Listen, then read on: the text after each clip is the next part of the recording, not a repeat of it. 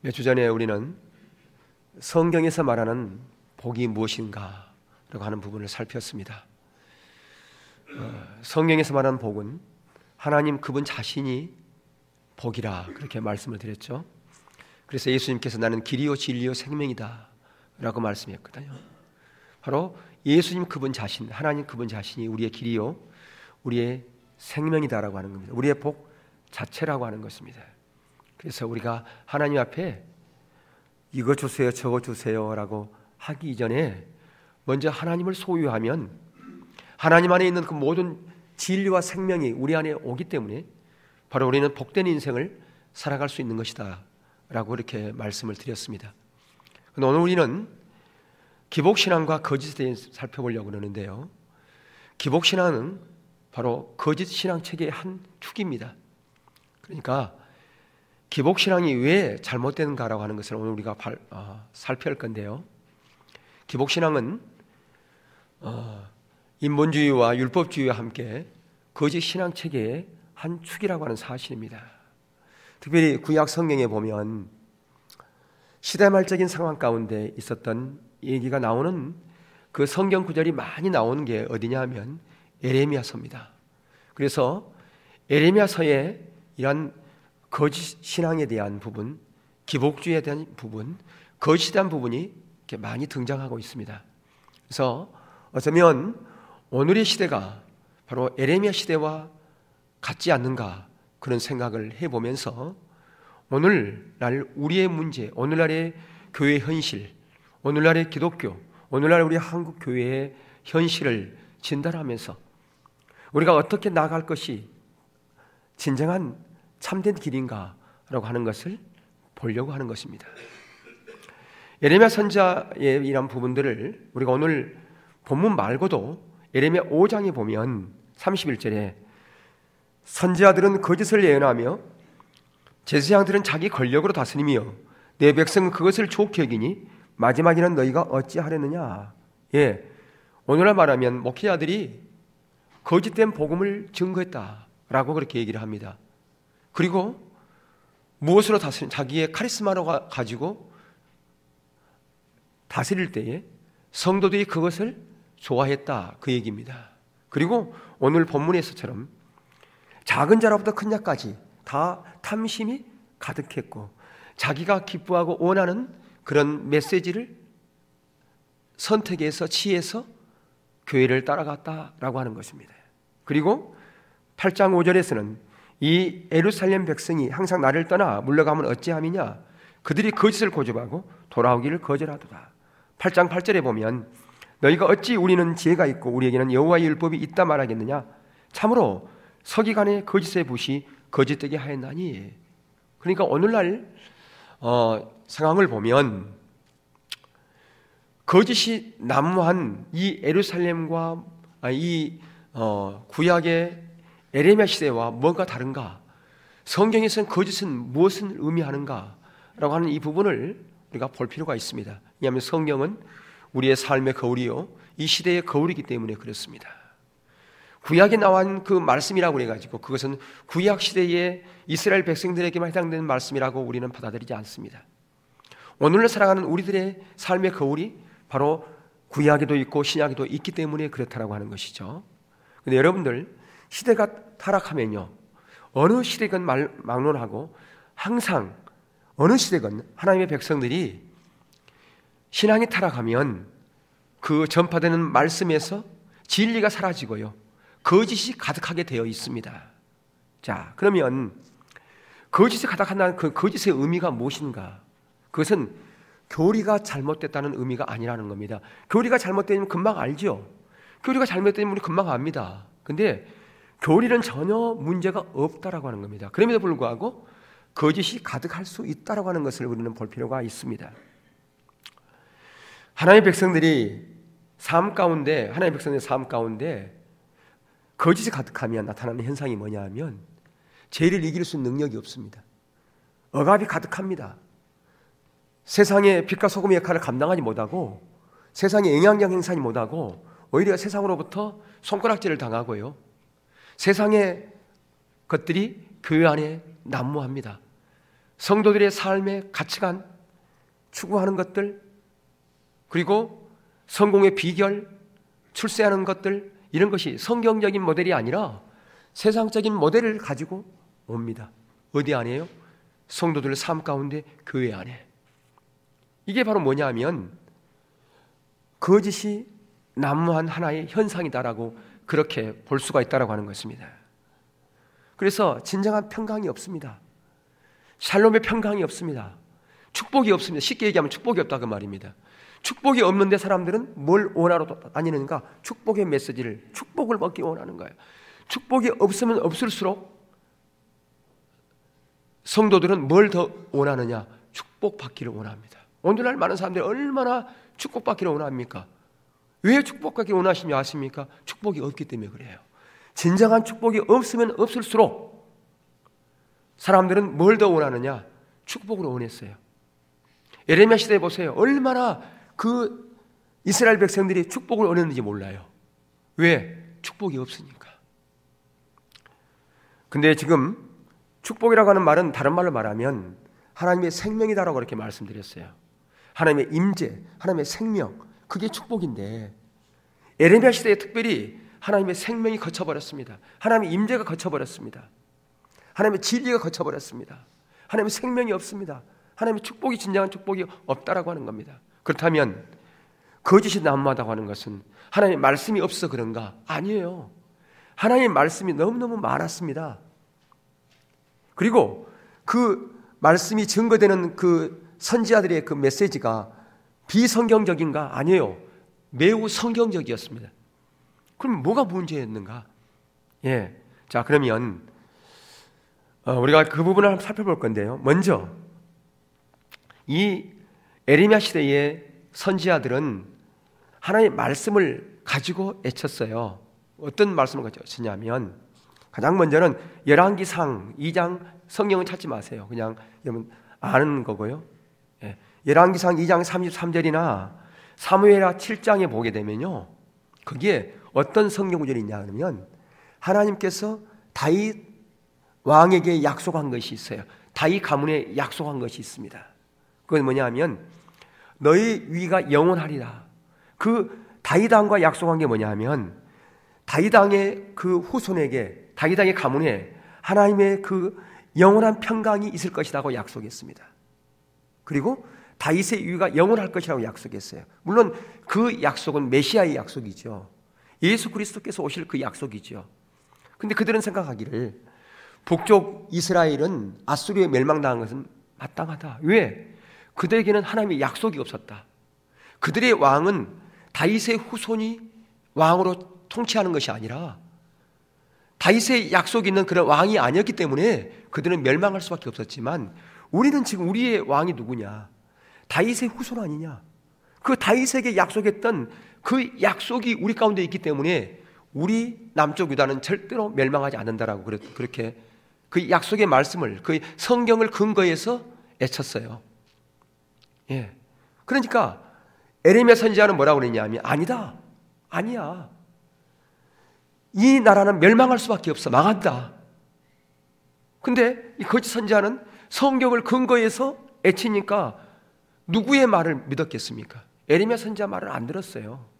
성경을 근거한 거짓 선지자의 말을 믿었단 말이에요. 또 하나의 성경 구절이 뭐냐면 그것은 역대상 22장 9절에도 나와 있고 신명기 12장에도 나와 있는 것처럼 솔로몬 성전을 봉헌하고 나서 하나님 앞에 기도했었어요.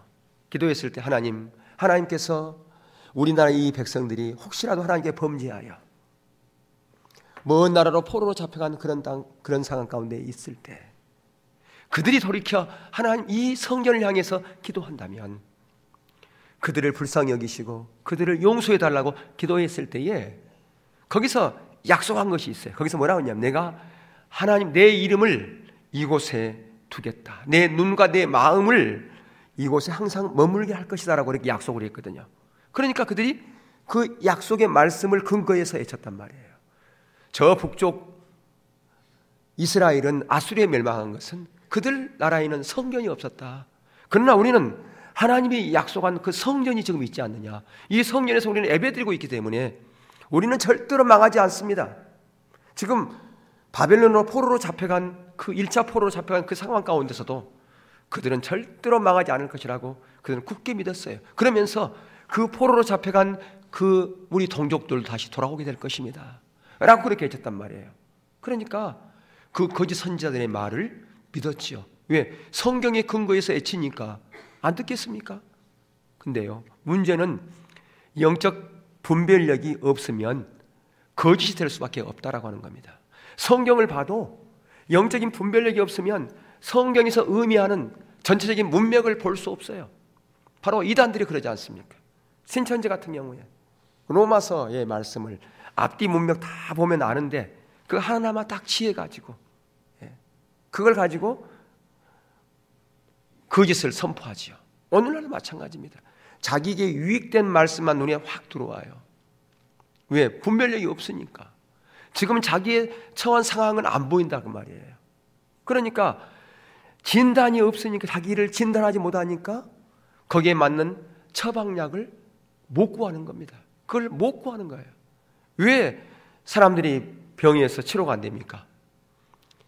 정확한 진단이 첫 번째는 안 된 거고, 두 번째는 그 진단에 맞는 약이 없기 때문에 질병을 치료할 수 없는 거 아니겠습니까? 가장 먼저는 진단이죠. 상황이 어떻든가, 나의 처지가 어떤가, 내 모습이 어떤가, 내 영적인 상태가 어떤 것인가, 그것을 볼 수 있는 눈이 가려지면 우리가 이렇게 거짓으로 갈 수밖에 없다라고 하는 것입니다. 나름대로 성경을 기초해서 애칠지 모르지만 그것이 거짓말일 수밖에 없는 것이요. 에레미야 23장에 보게 되면요, 거기에 23장 16절에서부터 쭉 보면 이런 말씀이 나와요. 거기 봅시다. 한번 보겠습니다. 만군의 여호와께서 이와 같이 말씀하시되 너에게 예언하는 선지자들의 말을 듣지 말라. 그들은 너에게 헛된 것을 가르치나니 그들이 말한 묵시는 자기 마음으로 말미암는 것이요 여호와 입에서 나온 것이 아니라 항상 그들이 나를 멸시하는 자에게 이르기를 너에게 평안하라 여호와의 말씀이니라 하며 또 자기의 마음이 안악한 대로 행하는 모든 사람에게 이르기를 재앙이 너에게 임하지 아니하리라. 지금 보세요. 뭐냐면 지금 영적으로 병들어 있고 영적으로 하나님을 떠나 있는 사람들에게 지금 그들의 마음이 안악한 대로 그냥 대충 평강의 메시지, 축복의 메시지만 전했다 그 말이에요. 예, 왜 그런지를 좀 더 나와요. 왜 그렇게 할 수밖에 없었는지를. 또한 18절 보니까 누가 여호와의 회의에 참여하여 그 말을 알아들었으며 누가 귀를 기울여 그 말을 들었느냐. 여호와의 회의라고 하는 것은 히브리어 소드라고 하는 것이 언탁회의를 얘기하는 겁니다. 하나님의 언탁회의, 거기서 하나님과 친밀한 사랑의 교제를 통해서 하나님의 의도와 목적을 몰랐다 그 말입니다. 그리고 21절 22절에도 나와요. 이 선지자들은 내가 보내지 아니하였어도 다름질하며 내가 그들에게 이르지 아니하였어도 예언하였은즉 그들이 만일 나의 회의에 참여하였더라면 내 백성에게 내 말을 들려서 그들을 악한 길과 악한 행위에서 돌이키게 하였으리라. 예, 무슨 얘기냐면 그 시대의 하나님의 의도를 몰랐고 영적인 분별력이 없었기 때문에 그 백성들의 지금 현재 어떤 상황 가운데 있는지를 진단하지 못했다는 거예요. 영적인 진단이 안 내려지니까 처방 자체를 할 수가 없는 겁니다. 그리고 그 처방은 어디서만 가져와야 되느냐? 하나님으로부터만 가져와야 돼요. 그것이요. 그 영적인 처방은. 그런데 진단을 자기들이 하고 자기들이 처방을 내려버렸다는 겁니다. 그것을 성경은 거짓이라 그렇게 얘기를 하고 있어요. 그래서 우리가 이 하나님의 말씀을 받아들이는 데 있어서 무엇이 진리고 무엇이 거짓이고 이것을 보려면 영적인 분별력이 있어요. 영적인 분별력은 거짓 신앙책에서는 절대로 가질 수 없다고 말씀드렸어요. 왜? 자기 관점이니까. 이번에 우리가 집회에서 살펴봤지만 또 지난주도 살펴봤지만 신앙생활 하는 게 자기가 목적되어지고 자기 자원 가운데 살아가면요 자기 관점이 나옵니다. 자기 관점. 근데 반대로 하나님이 목적되어지고 하나님의 자원으로 살아가는 그런 신앙 가운데서는 하나님의 관점이 부어지게 돼 있어요. 바로 그것이 영적인 분별력이라고 말씀했어요. 영적인 분별력은 하나님의 기준을 볼 수 있는 성령이 주시는 능력이라고 말해요. 그러니까 하나님이 목적되어지고 하나님의 자원 가운데 하나님의 길 가운데 있을 때만이 성령님께서 일하시는 거예요.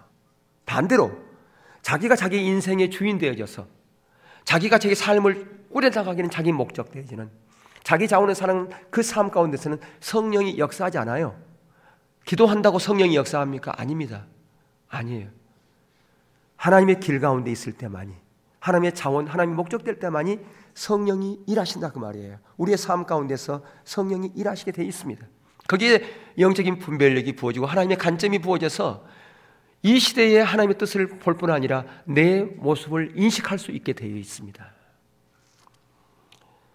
여러분, 하나님의 관점이 없는 그런 관점에서 메시지가 들려지면요, 그 모든 것들을 자기 식대로 해석하게 되어 있습니다. 모든 것을 자기 관점으로 해석하게 되어 있고요, 성경 말씀을 자기 이주로 받아들이게 되는 거예요.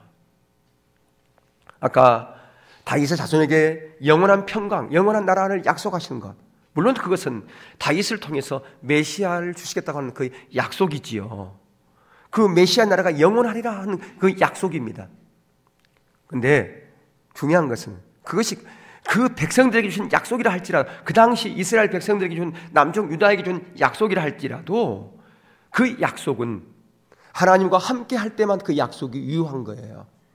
하나님의 말씀은 내가 하나님 길에 있을 때만이, 하나님 마음이 합한 그 자리에 있을 때만이 그 약속은 유효하다 그 말입니다. 하나님의 약속은 보증이 아니고 초청이라고 제가 말씀드렸죠. 하나님의 약속은 보증이 아니에요. 초청이에요. 내가 하나님의 길과 멀리 떨어져 있는데 그 하나님의 약속 붙잡고 있다고 해서 그 약속이 이루어집니까? 안 이루어지는 거예요. 그래서 지금 이것이 거짓이라 그 말이에요. 이스라엘 지금 남쪽 유다는 하나님의 길에서 멀리 떨어져 있어요.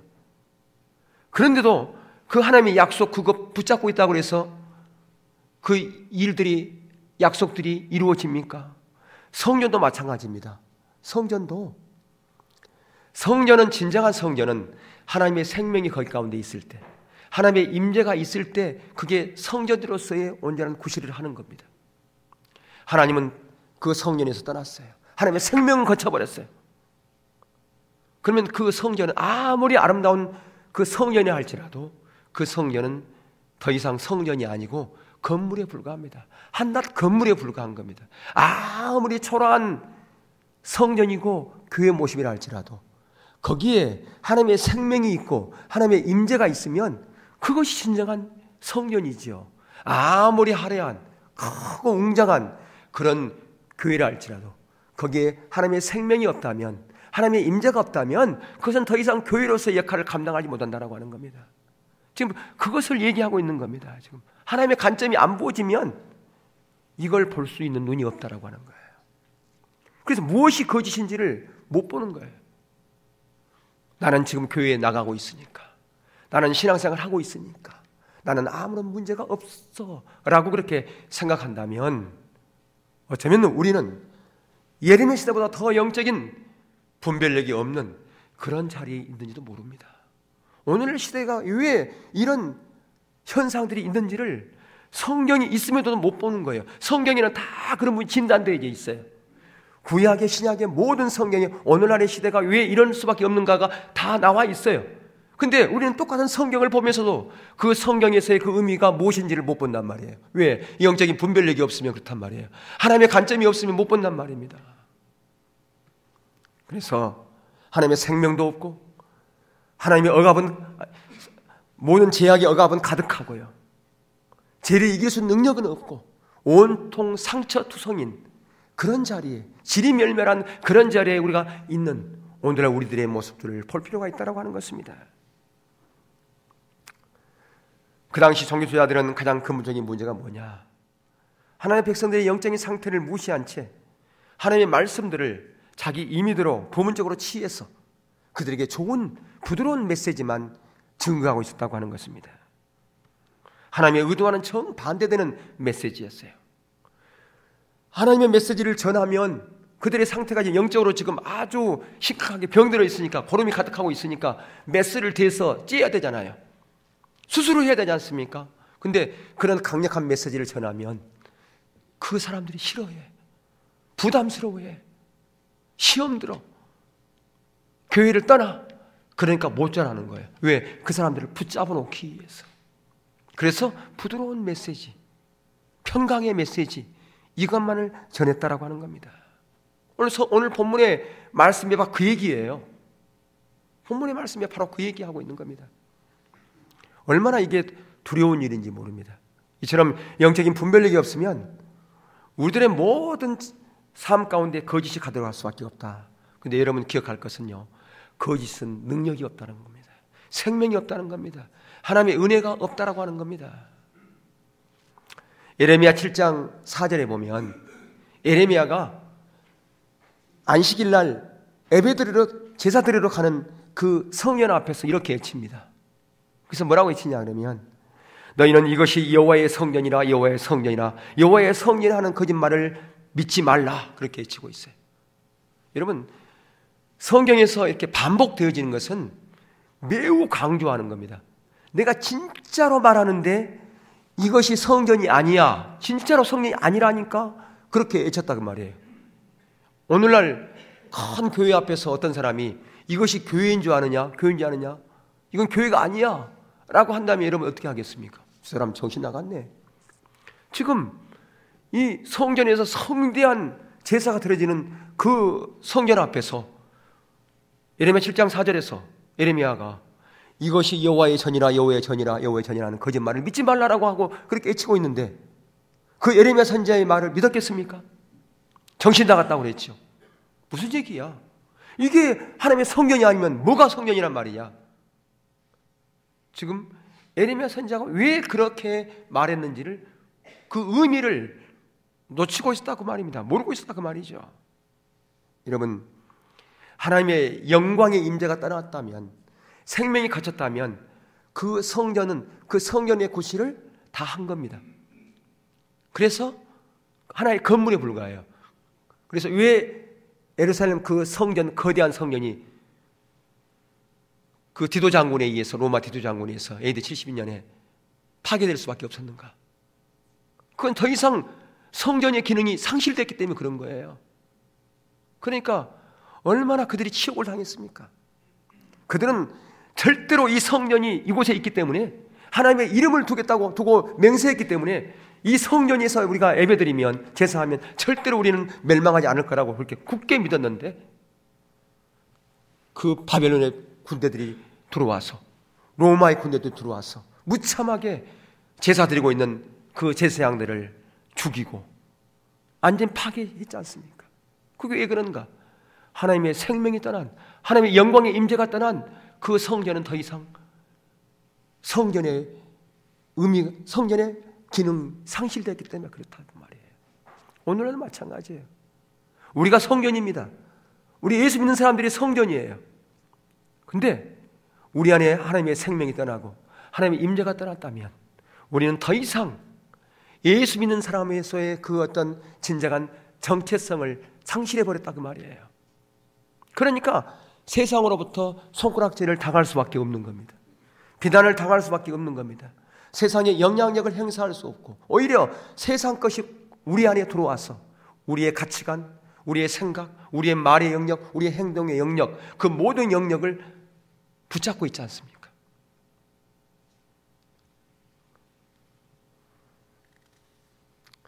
그 당시 선지자들과 제사장들은 이러한 하나님의 관점을 전혀 몰랐다 그 말입니다. 성전에서 많은 제사를 드리고 있으니까 하나님께서 우리에게 복 주실 거야. 우리의 모든 문제를 해결해 주실 거야. 그렇게 생각했죠. 오늘라도 내가 새벽기도 한 번도 안 빠지니까, 내가 기도 열심히 하니까 하나님께서 내 모든 문제를 들어주시고 응답해 주실 거야 라고 그렇게 생각할 수 있어요. 근데 거짓 신앙 가운데서 우리가 이렇게 많은 의식들은 한낱 하나님 앞에 공수표에 불과하다고 하는 사실을 우리는 기억해야 돼요. 참다운 신앙 가운데 있을 때 그게 기도가 참다운 의미가 있는 것이고 하나님의 상달되어진 것이죠. 하나님부터 멀리 떠나 있어요. 하나님을 내가 예수를 믿는 것은 하나님의 영광이 아니라 나의 영광이에요. 나의 목적이에요. 나의 유익을 위해서 그렇게 살아가면서 기도하는 것. 근데 우리는 무엇이 참다운 신앙인지를 모르고 살아간다 그 말입니다. 어떤 사람들은 큰 교회 다닌 것 때문에 자부심을 가져요. 나는 큰 교회 다니니까. 우리 목사님은 어떤 목사님이니까 그것을 신뢰하고 그것을 자부심을 가지고. 문제는 자기하고 하나님 관계예요. 큰 교회 다닌다고 해가지고 믿음이 좋은 겁니까? 하나님의 은혜가 부어지는 겁니까? 아니죠.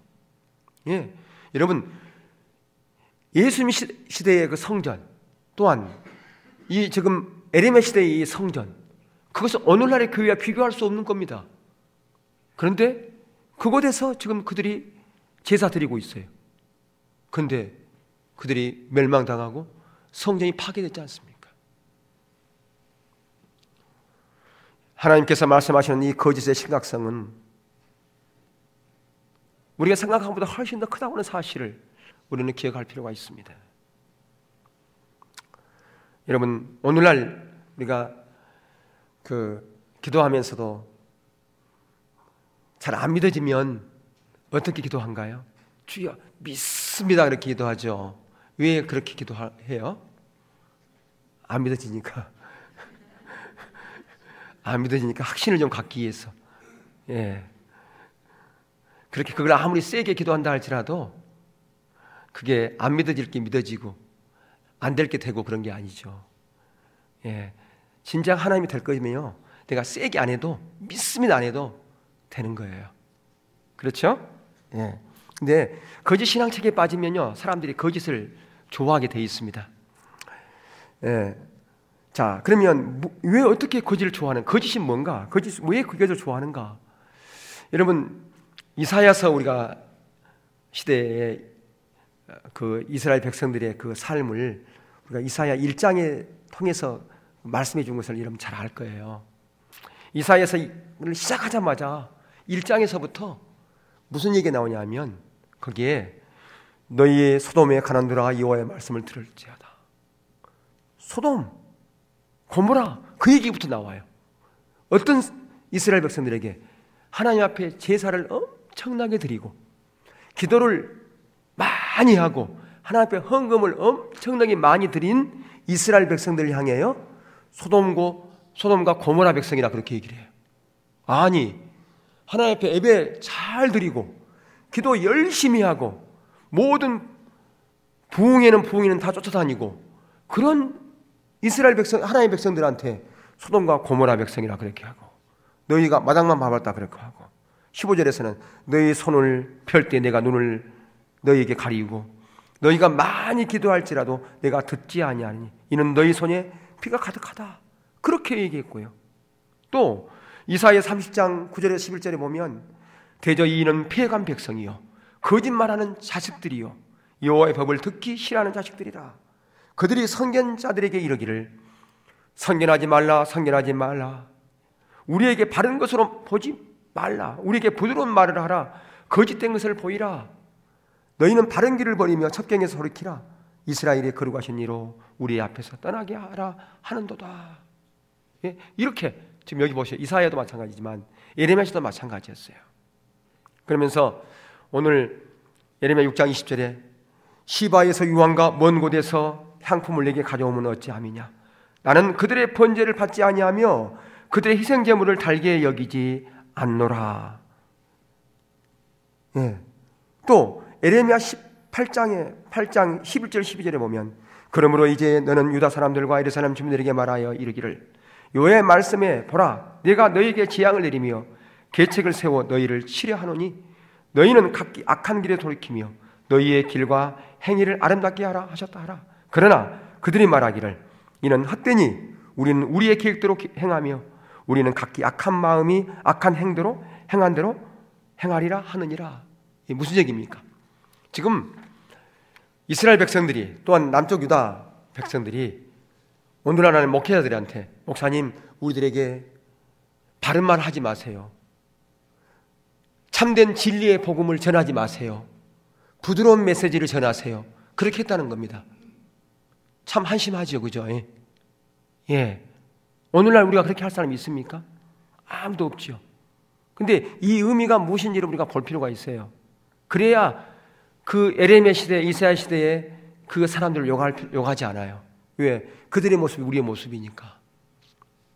그러면 진짜로 이때 이스라엘 백성들이 그 선지자들이 그렇게 얘기했을 것 같아요? 아니에요. 그렇게 한 사람 아무도 없었어요. 그러면 왜 성경은 그렇게 기록해 있을까? 그들이 말로는 그렇게 하지 않았지만 그들이 행하는 행동 자체가 그렇게 했다 그 말이에요. 말로는 우리에게 진리의 메시지 전해주세요라고 얘기했겠지만 실제로는 그들이 그렇게 하나님은 우리들의 무슨 소리를 들은다고요? 입술의 소리를 들은다고요? 행동의 소리를 들은다고요? 우리 행동의 소리를 듣는다는 거예요. 입술로는 하나님 뜻대로 살겠습니다. 하나님께 영광 돌리겠습니다. 그렇게 말은 했지만 실제 삶 가운데서는 전혀 다른 삶을 살았다 그 말입니다. 그들 가운데 죄악이 가득하고 영적으로 병들었고 하나님의 기준에서 멀리 떠나져 있음에도 불구하고 그들에게 어떤 메시지를 전하기를 원했냐 하면 자기들이 욕구를 충족시켜 줄 수 있는 그런 메시지만 원했다는 그 말이에요. 그들에게 지금 당신들이 하나님의 기준에 떠나 있습니다. 당신이 지금 하고 있는 이것은 하나님의 기준이 아닙니다. 라고 그렇게 정직하게 얘기하면 싫어했다 그 말이에요. 그 말을 싫어했어요. 그러니까 그것을 아는 선견자들이 그들의 욕구를 충족시키기 위해서 부드러운 메시지를 전했단 말이에요. 그들이 원하는 메시지. 그들에게 메시지를 전하면 싫어해, 아파해. 그러니까 지금 암 말기 환자와 같은 그런 환자들에게 대충 그냥 약 발라주면서 괜찮습니다. 하나님께서 복 주실 겁니다. 하나님께서 이루어 주십니다. 더 잘 될 겁니다. 이렇게 했다 그 말이에요. 그걸 지금 얘기하고 있는 거예요. 우리들에게 부드러운 메시지. 그걸 전해주세요. 우리에게 바른 말 하지 마세요. 그렇게 그들이 그렇게 말은 하지 않았지 모르지만 그들이 행동으로 그렇게 했다고 하는 거죠. 이것이 바로 뭐냐? 거짓이라 그 말입니다. 성경에서. 그래서 여러분들 기복신앙의 정의가 뭡니까? 기복신앙이 뭡니까? 복복하는 게 기복신앙이 아니에요. 하나님은 복이에요. 하나님은 우리에게 복을 주시기 원하신 분이에요. 지금도 하나님께서 우리에게 최상의 것, 최선의 것을 주기 원하시고 계신 분이 하나님이세요. 하나님은 우리에게 좋은 것, 복을 정말 주기를 원하시는 분이에요. 그걸 기뻐하시는 분이에요. 근데 기복신앙은 뭐냐 하면 하나님이 내 삶의 목적이 아니라 내 목적을 위한 수단 되어지는 것이 기복신앙이에요. 그러니까 신앙생활의 목적이 뭐냐 하면 내 목적을 위해서 하나님을 수단 삼는 거예요. 그게 기복신앙이라 그 말입니다.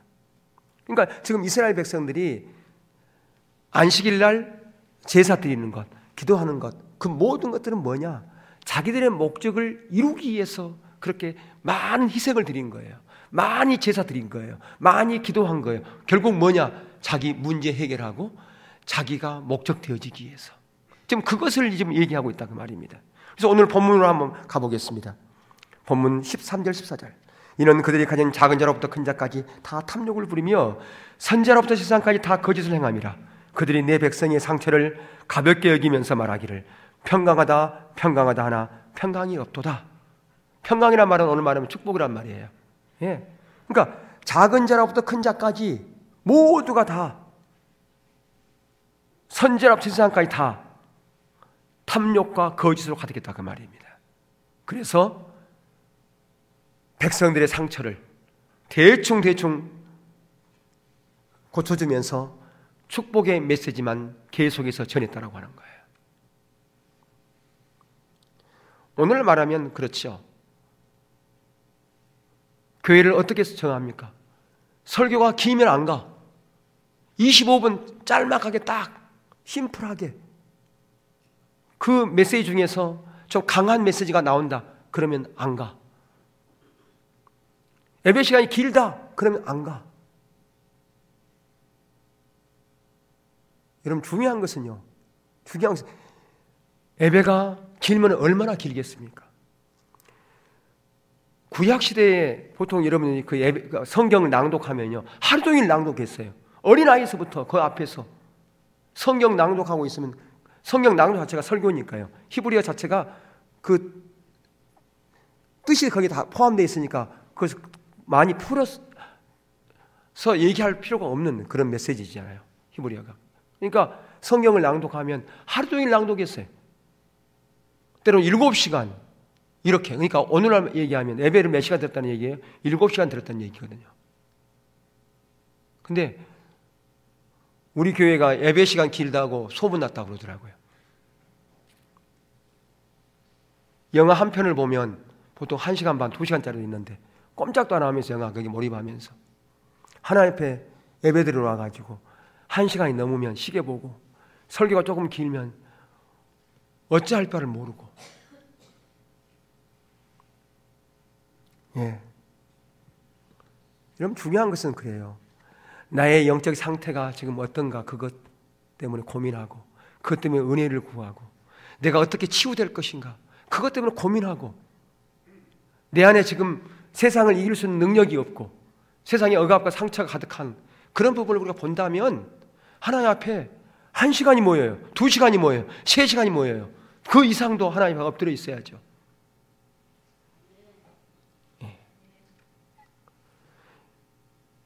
오늘 본문에 보니까 왜 이스라엘 백성들이 평강의 메시지를 원했다고요? 그 속에 뭐가 있었기 때문에? 탐심이 가득했기 때문에, 자기들이 욕심이 가득했기 때문에. 그러니까 교회에 나와서 예배드리는 목적이 자기 유익을 위해서, 자기 목적이에요, 자기 목적. 그러면 그렇게 말할 수 있어요. 그러면 교회 복받으러 가지, 교회 뭐 때문에 갑니까? 라고 얘기하는 사람이 있어요. 혹시라도 그런 마음을 갖고 있다면 신앙생활을 첫 출발이 잘못된 거예요. 첫 출발이. 예, 하나님은 아까 말씀했죠. 하나님 복이라고 그랬잖아요. 하나님, 그분이 생명이라고요. 그분을 소유하면 우리는 복을 받는 거예요. 근데 우리는 그분을 소유하려고 하지 않아요. 그냥 복만 받으려고 한단 말이에요. 그분을 소유하면 복을 받으면 끝나는데. 여러분, 이렇게 하나님이 목적되지 않는 그런 삶 가운데서 아무리 기도한든 그 기도는 공허한 메아리에 불과한 겁니다. 예, 여러분, 포도나무 비유 여러분 생각해 보세요. 항상 여러분 포도나무 비유를 생각해 보셔야 돼요. 요한복음 15장에서 거기에 포도나무는 예수님이고 우리는 가지지 않습니까? 가지는 우리가 포도나무에 붙어 있는 것을 뭐라고 말씀하냐면 우리가 예수님 안에, 예수님이 우리 안이라 그렇게 얘기하고 있어요. 내가 예수님 안에, 예수님이 내 안에. 그게 바로 포도나무의 삶에 붙어 있는 거예요. 거기에 뭐가 맺혀요? 꽃이 피고 열매가 맺는 거예요. 내가 예수님께 붙어 있지 않는데 어디에 생명이 공급되어져서 열매가 맺겠습니까? 하나님 안에 없는데, 가지는 우리가 예수님께 끊어져 있는데 기도 많이 한다고 해가지고 헌신 많이 한다고 해서 열매 맺혀요? 안 맺히죠. 중요한 것은 우리가 주님께 붙어 있는 게 중요하다는 말이에요. 붙어 있는 게 다른 게 아니에요. 그분이 나의 목적이 되는 거예요. 그분이 나의 전부가 되는 거예요. 그거란 말이에요. 근데 우리는 그것은 이론으로 알아. 근데 실제 삶에서는 안 한단 말이에요. 입술로는 고백할지 몰라. 근데 실제로는 안 해. 아까도 말씀드렸지만 하나님은 우리의 입술의 고백을 듣는 분이 아니라 우리의 삶의 행동의 소리를 듣는 분이 하나님이라 그 말입니다. 우리 행동으로 고백할 때 그것을 하나님께 기도로 받아들이는 거예요. 하나님은 우리의 어떤 기도를 듣기 원하신다? 우리의 삶의 기도를 듣기 원하신다고 하는 거예요. 우리의 입술의 기도를 듣기 원하신 분이 아니라 우리의 행동의 기도를 듣기 원하신 분이 하나님이라 그 말이에요. 근데 우리의 행동의 기도는 하지 않아. 입술로만 해, 기도만 해.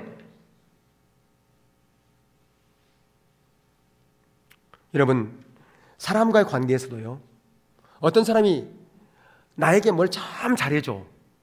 근데 가만 봤더니 이 사람이 나를 이용해가지고 자기의 목적을 이루기 위해서 나한테 잘해줘.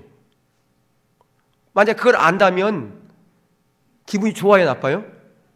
기분 되게 나쁘죠. 하나님도 마찬가지예요. 하나님께 막 잘하는 거, 헌금도 하고 기도도 하고 막 헌신도 하는 거 보니까, 가만 보니까 자기의 목적을 이루기 위해서 그렇게 하는 거예요. 하나님의 영광, 하나님의 목적, 그는 상관이 없어. 알려고 하지도 않아. 그것은 똑같은 거예요. 하나님을 뭐 하려고 하는 거예요? 하나님을 목적이 하나님 수단 삼는 거라고 말이에요. 하나님을 이용하려고 그런단 말이에요. 사람의 관계에서도 자기를 이용하려고 그러면 괜히 기분 나쁜데 우리가 신앙생활 하면서 하나님을 이용하려고 그러는 거예요. 우리가 이렇게 신앙생활 하면서도 그게 잘못된지도 모른단 말이에요. 그게 거짓인지도 모른단 말이에요. 근데 성경에 의하면요, 탐심은 우상숭배예요. 왜 그런가? 우리 안에 탐심 때문에 그러는 거예요. 내 욕망 때문에, 내 욕심 때문에 그런 거예요. 오늘날 영적인 상태를 우리가 볼 필요가 있습니다. 오늘날 시대가 바로 이런 에레미야 시대와 다를 게 없다 그 말입니다. 여러분, 신앙의 본질을 떠나면요, 신앙의 본질을 떠나면 우리 가운데 억압이 가득할 수밖에 없어요. 아까 신명기에서 솔로몬이 하나님 앞에 솔로몬을 성전을 봉헌하면서 기도하지 않습니까? 이 백성들이 혹시 범죄해서 다른 나라에 포로가 잡혀갔을 때 이 성전을 바라보고 기도하면 그들의 기도를 응답해달라고 그랬을 때, 그래 내가 그렇게 할게 바로 하지 않았어요. 먼저 뭘 전제하느냐? 신앙의 본질을 전제합니다. 그들이 돌이켜서 나의 얼굴을 구하고 나에게 돌아온다면, 나를 사랑하는 자리로 온다면, 그렇다면 내가 그렇게 하리라, 그렇게 약속한 거예요. 신앙의 본질이 전제됐다 그 말입니다. 근데 우리는 그런 것은 전혀 보이지가 않아. 그냥 하나님의 약속의 말씀만 붙잡고 기도하면 모든 것이 이루어진다라고 생각한다 그 말이에요. 하나님의 약속은 보증이 아니라 초청임에도 불구하고 오늘날 우리가 이렇게 영적으로 눈이 가려져 있기 때문에 그렇다는 거예요. 여러분, 아무리 우리가 기도하고 열심히 헌신하고 봉사한다 하고 축복의 그 어떤 부분을, 메시지를 많이 듣는다 할지라도 우리가 하나님의 본질에 떠나 있으면 그 모든 것은 아까도 말씀드렸지만 공허한 메아리에 불과하다는 사실을 여러분 기억할 필요가 있습니다. 그래서 우리가 하나님의 말씀 앞에 정직하게 직면하면 필요가 있어요. 저렇게 떨림으로 정직하게 직면하는 게 필요합니다. 하나님 말씀이라면 내가 그것을 내 상황과 상관없이 내가 그것을 내가 받아들이겠습니다. 그렇게 두렵고 떨림으로 받아들이는 게 중요해요. 여러분의 상황이 지금 혹시라도 내가 하나님의 기준 가운데 벗어난 어떤 그런 부분이 있다면 그것 때문에 하나님 은혜를 구하세요. 당장 그 부분이 안 될 수 있을 거예요. 안 된 것 때문에 하나님의 은혜를 구하셔야 돼요. 내가 이러기는 부분이 있는데 내가 잘 안 됩니다. 내 힘으로는 잘 안 돼요, 주님. 그래서 주님 은혜가 필요하죠. 다른 사람의 중보가 필요하죠. 하루아침에 되는 사람 어디 있습니까? 그리고 그런 부분들을 하나님의 은혜를 구하며 서면 내 능력이 아닌 하나님의 능력으로 그런 것들이 다 하나둘 무너지게 돼 있어요. 그래서 그렇게 하나님의 은혜를 구하는 자리를 서는 것이 중요합니다. 여러분, 이렇게 기복신앙 가운데 있으면 자기가 원하는 메시지, 자기 욕구를 충족시키는 그런 메시지를 사람들이 찾아 나선다 그 말이에요. 그리고 또 그런 메시지를 전해야 사람들이 그런 메시지에 맞게끔 사람들이 오니까 성공했다고 또 얘기하니까 그렇게 하지요. 여러분, 진정한 성공은요, 하나님이 함께 하실 때 그게 진정한 성공이에요. 그래서 세상에서는 과정을 무시한 채 결과만을 소중히 여길 때가 많아요. 근데 저와 여러분은요, 결과보다도 뭘 더 소중히 여겨야 되느냐? 과정을 더 소중히 여겨야 돼요. 과정을. 아멘? 결과가 그게 어떻든 그걸 생각하지 마세요. 내가 결과가 실패했어. 그래도 과정이 온전하면 그것은 귀한 거예요. 그게 성공한 거예요. 하나님의 관점과 세상의 관점 다르다 그 말이에요. 근데 많은 사람, 오늘날 믿는 사람들이 세상의 관점으로 보기 때문에 과정은 무시한 채 결과만은 소중히 여긴 거예요. 그래서 성공의 그 부분을 세상의 잣대로 보는 거예요. 아이고, 집사님 기도 많이 했더니 이번에 성공했네요. 과정은 못 보는 거예요. 과정은 세상적인 기준을 따라서 했어. 그러면 그건 성공한 게 아니에요. 근데 어떤 사람이 뭐 실패했어. 보니까 그 과정이 하나님의 길을 따라서 갔어. 근데 그건 성공한 거예요. 어떤 사람이 교회에서 열심히 자녀를 위해서 기도했습니다. 근데 그 자녀가 좋은 대학 가고 좋은 직장 갔어요. 사람들은 보기에 아이고 하나님이 함께 하셨네요. 하나님께서 참 복 주셨네요. 그렇게 얘기할 수 있어요. 근데 그의 고3 때 야 이제 넌 공부해야 되니까 교회는 일부이면 나오고 가서 학원만 공부해. 아예 교회 나오지도 마라. 그렇게 얘기해가지고 공부해서 좋은 대학 갔어. 대학 가면서 하나님을 다 잊어버렸어. 세상적으로 살아. 그래서 좋은 대학 나오고 직장 갔어. 신앙생활도 그냥 대충대충 해. 복 받은 겁니까? 세상의 잣대로는 복 받은 거예요. 우리가 이렇게 이런 세상의 잣대가 교회 안에 너무너무 난무하단 말이에요. 그래가지고 결과만 좋으면 성공했다고 그래요. 복 받았다고 그래요. 무엇이 진정한 복인지도 몰라요. 그래서 모든 사람들이 다 기복주의에 빠져가지고 하나님을 목적하는 것이 아니라 하나님을 수단 삼는 거예요. 하나님 누구누구는 이렇게 좋은 데 가서 이렇게 갔다는데 우리 아들도 그렇게 해주세요 하면서 똑같은 가정을 거치는 거예요. 왜? 하나님 그때는 하나님의 기준이 아니에요. 누가 그렇게 했으니까 그게 기준이 되어버린 거예요. 그게 하나의 전통으로 굳어버리는 거예요. 그게 심각한 거예요. 이 사람이 아닌 사람도 하고 저 사람이 이 사람도 하고 다 그렇게. 여러분 중요한 것은 다른 사람이 어떻게 하든 그게 중요한 게 아니라 성경에서 하나님께서 뭐라고 말씀하시는가 그게 소중한 거라고 말이에요. 다른 사람들이 나 별나게 유별나게 신앙생활을 한다 그렇게 말할지 모르지만 이게 하나님의 길이라면 나는 이 길을 포기할 수 없습니다. 나는 이 길을 가야 되겠습니다. 그렇게 내 혼자라도 그렇게 가기를 축복합니다. 그게 우리의 신앙생활이기 때문에 그런 거예요. 그게 하나님이 기뻐하는 것이기 때문에 그렇다 그 말이에요. 여러분 기억할 것은요, 하나님은 그렇게 하나님의 길 가운데 있을 때, 하나님의 뜻 가운데 있을 때 하나님의 약속을 우리 가운데 성취시켜 주는 거예요. 그게 진정한 복을 받는 비결이라 그 말입니다. 그게 하나님의 생명이 있기 때문에 하나님께 주시려고 놀라운 그 은혜와 생명과 복은 그 안에 있는 거라 그 말이에요. 여러분 그렇기 때문에 우리가 하나님의 자녀로서 하나님의 우리 아버지 되는 그분께서 우리에게 좋은 것을, 최선의 것을, 가장 완전한 것을 주시려고 지금도 하고 계신다 그 말이에요.